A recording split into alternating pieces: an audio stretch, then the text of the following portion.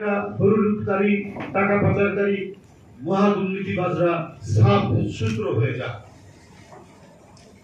শীর্ষ ব্যবসায়ী কোনো অনুমতি না নিয়ে বিদেশে অর্থ সরিয়ে বিনিয়োগ করতে পারে।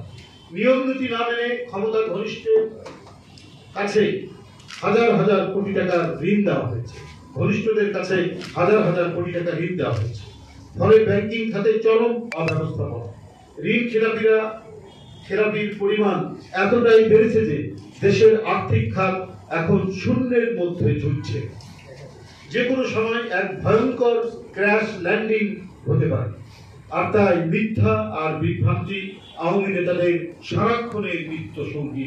মানুষের মনোযোগকে ধূসর ও বিভ্রান্ত করার জন্য মিথ্যার আশ্রয় নিয়ে অবিরাম বক্তব্য বিবৃতি দিচ্ছে ওবায়দুল কাদের সাহেবরা। অথচ বিরোধী নেতার প্রতি রীতি ও শালীনতা উপেক্ষা করে ক্রমাগত বিষোদ্গার করে যাচ্ছে প্রধানমন্ত্রী শেখ হাসিনা, দামি প্রধানমন্ত্রী আর দামি মন্ত্রীরা।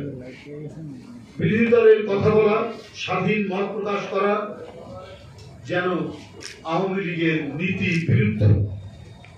সাংবাদিক বন্ধুরা, সারা দেশকে অনতিক্রম্য কাঁটাতারের বেড়ায় ঘিরে রাখার পরে জুলুমের পরিধি আরো বিস্তৃত করা হচ্ছে প্রতিদিন।